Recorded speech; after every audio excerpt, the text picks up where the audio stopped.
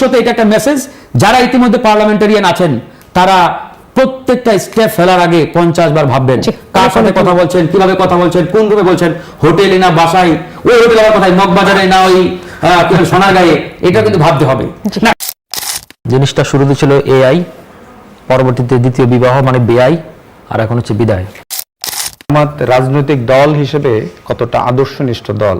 এই যাদের এই জান্নাতের টিকিট বিক্রি করতে গিয়ে শেষ পর্যন্ত ধরা খেলেন। আসলে দেখেন, প্রথমত এই ঘটনাটি আলোচনা করাটা আমাদের জন্য চরম লেভেলের বিব্রতকর একটা অবস্থা। এই রিলেটেড যে ইস্যুগুলো রয়েছে এই ইস্যুতে কথা বলা, একই সাথে আবার কথা বলতেই হবে বিকজ অফ যিনি এই ইস্যুর সাথে সম্পৃক্ত বা জড়িত তিনি সাধারণ কোনো ব্যক্তি নন, তিনি একজন আইন প্রণেতা।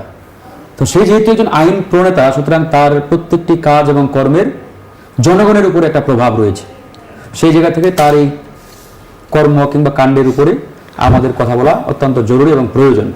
দেখেন, যখন এই ইস্যুটি ফাঁস হলো বা গণমাধ্যমে আসলো, আমরা গতকালকেই বলেছি যে এই ইস্যুটি নিয়ে ধামাচাপা দেওয়া কিংবা ডাইভার্ট করা কিংবা এটাকে ধরেন যে বিভিন্নভাবে ম্যানিপুলেট করার কোনো সুযোগ নেই, যেহেতু এটা প্রমাণিত সত্য। যদিও এটাকে নানাভাবে ম্যানিপুলেট করার চেষ্টা করা হয়েছে সোশ্যাল মিডিয়ায়, গণমাধ্যমে আমরা দেখেছি। প্রথমে বলা হলো এটা এআই, তারপরে বলা হলো দ্বিতীয় স্ত্রী ইত্যাদি। তো যাই হোক, আমরা আসলে একটা জিনিসের অপেক্ষায় ছিলাম, তিনি যেহেতু একটা রাজনৈতিক দলের সদস্য, সেই দল তার ব্যাপারে আসলে কি স্টেটমেন্ট দেয়, কি সিদ্ধান্ত নেয়, that is the major concern. আমরা সেই সিদ্ধান্তের অপেক্ষায় ছিলাম।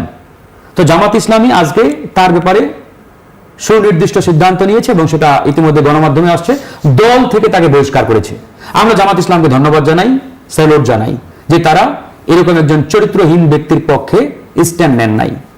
বিগত সময়ে যদি আমি এক্সাম্পলটা এইভাবে টানি, অনেক বড় বড় রাজনৈতিক দলের এমপি কিংবা মন্ত্রী এরকম কর্মকাণ্ডের সাথে সম্পৃক্ত হয়েছিলেন, জড়িত ছিলেন, এরকম ঘটনা গণমাধ্যমে আসছে, মিডিয়াতে আসছে, বাট তাদের এমপিত্ব কিন্তু যায় নাই, তাদের দল থেকেও বহিষ্কার করা হয় নাই।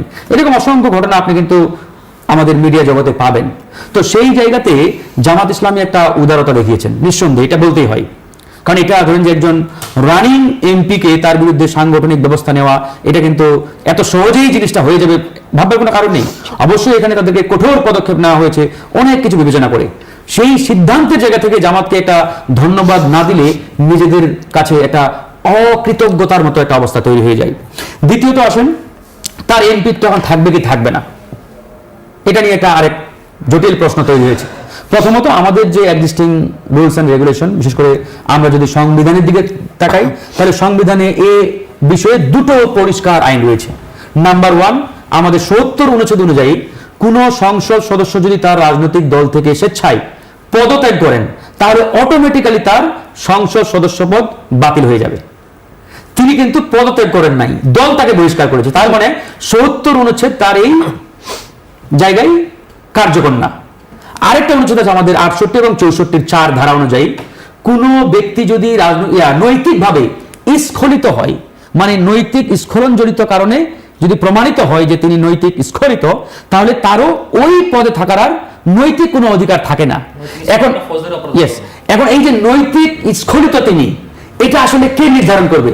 ধরুন আমি বলছি যে তিনি নৈতিক স্খলিত, এখন আরেকজন বলছে না তিনি নৈতিক স্খলিত না, কারণ আমার কথা তো আর মানদণ্ড না। তাহলে এই মানদণ্ড নির্ধারণ করবে আদালত। এই জন্য এই বিষয়ে চূড়ান্ত সিদ্ধান্ত নেওয়ার একমাত্র এখতিয়ার আদালতের। মানে আদালত কর্তৃক যদি প্রমাণিত হয় যে তিনি নৈতিক স্খলিত ওই প্রসিডিউর অনুযায়ী, তাহলে তার এমপিত্ব থাকবে না। যেমন এখানে একটা পয়েন্ট আছে 2 বছরের সাজা, এরকম আর বেশ কয়েকটা পয়েন্ট আছে। তো যাই হোক, এখন এই বিষয়টা আসলে চূড়ান্তভাবে নির্বাচন কমিশন এবং আদালতের উপরেই ডিপেন্ড করছে যে তার এমপিত্ব থাকবে কি থাকবে না। তার জন্য আমাদের হয়তো আরো কিছুদিন অপেক্ষা করতে পারে। আরেকটা পয়েন্ট আছে এখানে, তিনি যদি স্বেচ্ছায় পার্লামেন্ট থেকে পদত্যাগ করেন, তাহলে একবারে কেল্লা ফতে, এখানে আর কোনো ব্যাখ্যা বিশ্লেষণের প্রয়োজন নাই, অটোমেটিক্যালি তার বাদ। কিন্তু এখন বিষয়টা দেখেন, এই যে একজন পার্লামেন্টারিয়ান যে ঘটনাগুলো ঘটিয়েছে বা যে ঘটনা তিনি ইতিমধ্যে ঘটিয়েছেন এবং দেশব্যাপী তুমুল আলোচনা এবং সমালোচনার কেন্দ্রবিন্দুতে পরিণত হয়েছেন, এই জিনিসটার মাধ্যমে আমাদের কাছে কিন্তু একটা পরিষ্কার মেসেজ আসলো, পরিষ্কারভাবে, যে অপরাধ আপনি করেছেন, এই অপরাধ আপনি চাইলেও এই আগের মতো গুজব বলে ধামাচাপা দিয়ে কিংবা নানাভাবে ডাইভার্ট করার কোনো সুযোগ পাবেন না। অতীতে এরকম অনেকে ঘটনা ঘটিয়েছে, আবার নানাভাবে ওটাকে ম্যানিপুলেট করেছে, সুতরাং ওই সুযোগটা আর পাবেন না। আরেকটা কারণ দেখেন, এই ঘটনাটা বাংলাদেশে এত আলোচিত হয়েছে, তিনি জামাতের এমপি। তিনি যদি জামাত ছাড়া অন্য কোনো রাজনৈতিক দলের এমপি হইতেন তাহলে কিন্তু এত আলোচিত হইতো না। কেন বলেন তো? কারণ মানুষজন মনে করে যে আওয়ামী লীগের একটা এমপি বা মন্ত্রীর যখন কোনো একটা স্ক্যান্ডাল বের হয়, মানুষ মনে করে ও তো আওয়ামী লীগ, মানে ও করতেই পারে, এই যে ন্যাচারাল বা নর্মাল একটা ব্যাপার, এরকম একটা অবস্থা।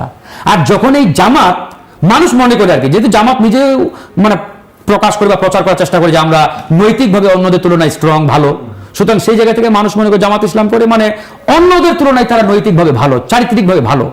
তো যেহেতু তারা নিজেরাও বলে এবং জনগণও মনে করে যে অন্যান্য দলগুলোর তুলনায় তারা নৈতিক এবং চারিত্রিকভাবে ভালো, সুতরাং এরকম একটা দলের নেতা যখন এরকম কর্মকাণ্ড করে, এটা টোটালি মানে মানার মতো না, এই জন্য এত আলোচিত হয়েছে।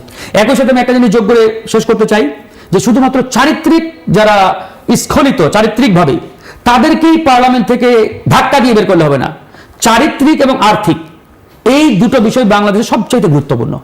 একজন ব্যক্তি যখন চারিত্রিক এবং আর্থিকভাবে চরিত্রহীন হয়ে পড়ে, তার দ্বারা জনগণের কল্যাণ বিন্দু মাত্র আসবে না। কিন্তু আমরা দেখেছি বিগত পার্লামেন্ট এবং এই বর্তমান পার্লামেন্টেও এই চারিত্রিক বলেন আর্থিক বলেন, দুটো কেলেঙ্কারির লোকের অভাব নেই। আর্থিক কেলেঙ্কারি তো অহরহ এখন। এই আর্থিক কেলেঙ্কারির সাথে যারা জড়িত, বিশেষ করে ঋণ খেলাপি, দুর্নীতিবাজ, ঘুষখোর, করাপ্টেড, এই ব্যক্তিগুলোর বিরুদ্ধেও আমাদের সোচ্চার হতে হবে। আর যারা চারিত্রিকভাবে, ইতিমধ্যে এটা প্রমাণিত, জামাত ইতিমধ্যে তাকে দল থেকে বের করে দিয়েছেন, হয়তো পার্লামেন্ট থেকেও একটা সুরাহা হয়ে যাবে আশা করি। ভবিষ্যতে এটা একটা মেসেজ, যারা ইতিমধ্যে পার্লামেন্টারিয়ান আছেন তারা প্রত্যেকটা স্টেপ ফেলার আগে 50 বার ভাববেন কার সাথে কথা বলছেন, কিভাবে কথা বলছেন, কোন রুমে বলছেন, হোটেলে না বাসায়, ওই হোটেলের কথায় মগবাজারে না ওই সোনারগাঁয়ে, এটা কিন্তু ভাবতে হবে। না, কতটা হাস্যকর হলেও আমরা এটা ফানি ভাবে নিচ্ছি না, ইটস এ সিরিয়াস ম্যাটার আমাদের জন্য। সুতরাং এটা সবাই ভাববেন এবং পরিশেষে জামাতকে আবার ধন্যবাদ জানাই যে তারা আজকে একটা কঠিন সিদ্ধান্ত নিয়েছেন। তাদের জন্য এটা কঠিন ছিল, বাট তারপরেও তারা নিয়েছেন, আমরা এটাই প্রত্যাশা করেছিলাম। যেভাবে আমাদের দুই আলোচক বলছিলেন, আপনার কাছ থেকে একটু শুনতে চাই কিভাবে দেখছেন। যেমন ফারুক হাসান যেটি বলছিলেন যে অন্য দলের হলে হয়তো আলোচনাটা অন্যরকমও হতে পারতো, কি বলবেন? জিনিসটা শুরুতে ছিল এআই, পরবর্তীতে দ্বিতীয় বিবাহ মানে বেআই, আর এখন হচ্ছে বিদায়। তো আমাদের সূরা আল ইমরানের 26 নম্বর আয়াতে আছে ওয়াতু ইজ্জু মান্তাসা ওয়াতু জিল্লু মান্তাসা, আল্লাহ যাকে ইচ্ছা সম্মানিত করেন, যাকে ইচ্ছা লাঞ্ছিত করেন। 5ই আগস্টের পর একটা গুপ্ত বাহিনী, শুধু গুপ্ত থেকে সুপ্তই হয় নাই, মানে প্রকাশ্যে আসেনি। আমরা দেখলাম পরকীয়া, আপত্তিকর ভিডিও, প্রবাসীদের স্ত্রীদের বাসায় বাড়িতে গভীর রাতে হানা। তো এবং কি শুধু তাই না, ধরেন আপনি এখানে অ্যাঙ্করিং করতেছেন যে একটা ওয়েস্টার্ন ড্রেস পরে, আপনি চুল কেন ছেড়ে দিচ্ছেন, আপনি কেন মাথায় কাপড় দিচ্ছেন না, ওড়না পড়তেছেন না, এটা নিয়ে দেখবেন যে বিভিন্ন কন্টেন্ট কমেন্ট। আপনাকে বলতে আমি প্রতীকী অর্থে বোঝাচ্ছি। তো সেক্ষেত্রে এই যাদের এই জান্নাতের টিকিট বিক্রি করতে গিয়ে শেষ পর্যন্ত ধরা খেলেন, তো ধরা খাওয়ার পরে এখন আজকে এই যে পরিণতি, তো সেটা আসলে দেখুন, মানে যারা আসলে ধর্মভিত্তিক রাজনীতি করে এবং যারা মনে করে যে তাদের যে লেবাসটা, এই লেবাসটা আসলে মানুষকে ইহকাল এবং পরকাল দুই জায়গায় শান্তি দিবে, এবং তারা বলে লা ইলাহা ইল্লাল্লাহ, জিতবে আবার দাঁড়িপাল্লা, তারপরে রোজা পূজা, মানে নানা ধরনের মানে কুফরি কথা, শিরকি কথাবার্তা যারা বলে আসছে, এবং সাধারণ মানুষের ধর্মপান মুসল্লিদেরকে তারা যেভাবে বিভ্রান্ত করে আসছে, এবং এটার একটা চূড়ান্ত রেজাল্ট হচ্ছে এটা, এর বাইরে আর কিছুই না। তো এখন এটা জামাত যে আমার সমালোচক ফারুক ভাই 3-4 বার করে ধন্যবাদ দিচ্ছেন, কিন্তু আমি একটা কারণে ধন্যবাদ দিতে পারছি না। কেন আপনাকে বলি না, আমি ডেফিনেটলি হ্যাঁ আমি বলছি অবশ্যই বলছি। ধরেন 12/7, ধরেন জুলাই মাসের, এখন জুলাই মাস চলছে, 12 জুলাই একটা ওদের একটা প্রজ্ঞাপন এসেছে। প্রজ্ঞাপনটা সাইন করেছেন মিয়া গোলাম পরোয়ার, যিনি সেক্রেটারি জেনারেল অফ জামাত ইসলাম, এবং এই মিটিংটা শুরু হয়েছিল যে 26শে জুন থেকে। তার মানে 4-12-16 দিনের মিটিং পরে, তাদের কেন্দ্রীয় সুরা সদস্যদের মিটিং হওয়ার পরে একটা প্রজ্ঞাপন বেরিয়েছে। প্রজ্ঞাপনটা আমার কাছে আছে, সেটার মধ্যে লেখা আছে যারা জামাত ইসলামী, যারা ধরেন স্কুল কলেজে, গার্লস স্কুল কলেজে পুরুষরা চাকরি করতে পারবে না, বয়েজ স্কুল কলেজে মহিলারা চাকরি করতে পারবে না, এবং তারাই নিজেরা এটার জন্য নিজেরা ইন্টারনালি সিদ্ধান্তটা নিচ্ছেন, নিজেরা ইন্টারনালি এটা আক্রোশের মুখে পড়েছে। তারা বলেছেন যে আপনারা মুখে বলেন যে গণতন্ত্র চান, আপনারা শরিয়া রাষ্ট্র চান না, তাহলে এই সিদ্ধান্ত কেন? কারণ অনেকে তো চাকরি টাকরি চলে যাবে, অনেকের অনেক রেস্ট্রিকশন চলে আসবে। সুতরাং জামাতের এই আচরণের সাথে এই আচরণটা যায় না, এবং এই আচরণটা যে শুধুমাত্র বিচ্ছিন্ন ঘটনা হিসেবে আপনি উঠে দিতে পারেন না। কারণ কি, জামাতের ধরেন আপনার 1 by 1 যদি আপনি লেয়ার দেখেন, আপনার এই তারা জুলাই সনদ নিয়ে খুব মাতামাতি না, জুলাই সনদে যে সাইন করেছে, স্বাক্ষরিত জুলাই সনদ অধ্যাদেশও রয়েছে, সেখানে বলেছে যে আবার তারা 5% নারী আস্তে আস্তে 15% করবে, একজন সিঙ্গেল নারী ওরা দেয়নি। এই ইলেকশনের আগে জামাতের তারা বলেছেন যে তারা তাদের দলে কখনোই একজন নারী কখনো আমির হতে পারবে না। অথচ বাংলাদেশের কনস্টিটিউশনের 27 নম্বর অনুচ্ছেদে বলা আছে নারী পুরুষের সকল ক্ষেত্রে সমান অধিকার থাকবে। তারপরে এদের প্রত্যেকটা আচরণে দ্বিমুখী, এবং এই দ্বিমুখী আচরণ আপনি একটা কারণে যে আমি খুব ধন্যবাদ দিই, বাবা দিয়ে জামাতকে মাথা উঠে দিব, এটা আজকে এই ঘটনা হওয়ার পরে এই পর্যায়ে এসে আপনি তাকে বৈষয়িক করতে বাধ্য হয়েছেন, কারণ পুরো দেশব্যাপী এটা শোরগোল হয়ে গেছে। এগুলো একটা সাইড। এবার সেকেন্ড সাইড আমি একটা বলি, এটা হচ্ছে পলিটিক্যাল সাইড। আবার অন্য সাইডটা আমাদের কিন্তু খুব, এটা আমাকে খুব ভাবাচ্ছে আজকে সারাটা দিন। ধরেন এই ঘটনাটা একটু পর্যালোচনা করেন, যে মেয়েটার বয়স 16 বছর, একটা 16 বছর বয়সী মেয়ে ফার্স্টে চাকরির জন্য তো গেছিল, ডিওটা আমরা দেখলাম, জোর সুপারিশ দেখলাম গ্রিন কালিতে, তো সেখানে দেখলাম মানে একটা তার আর্থিকভাবে সে সচ্ছল না, মানে তখন তার কাছে চাকরিটা খুব জরুরি, তার মানে চাকরির বিনিময়ে তাকে তার সম্ভ্রমহানি বা তাকে এই জায়গায় পারমিট করতে হচ্ছে, এটা একটা লজ্জাজনক অবস্থা। এবং জুলাইয়ের পরবর্তী সময় আমরা কিন্তু দীর্ঘদিন থেকে বলে আসতেছিলাম যে আমাদের কর্মক্ষেত্র নারীদের জন্য কেন নিরাপদ নয়। এটা যে কোনো ক্ষেত্রে, আপনি যদি মিডিয়া বলেন, ক্রীড়া ক্ষেত্র বলেন, চিকিৎসা ক্ষেত্র বলেন, ব্যাংকিং ক্ষেত্র বলেন, সব ক্ষেত্রেই এটা কিন্তু একটা নতুন দিক উন্মোচন করলো। তার চেয়ে আরো বড় ডেঞ্জারাস বিষয় আপনি দেখেন, যেখানে এত বড় একটা ঘটনার পরও মেয়ে নিজেকেও পরবর্তী বিবৃতি দিতে হয়েছে, মেয়ের বাবাকেও বিবৃতি দিতে হয়েছে, এবং আরো মজার কাহিনী হচ্ছে কি, যে এটা লিকটা করেছে সে হচ্ছে কি মেয়ের মানে মামা, মানে ড্রাইভার।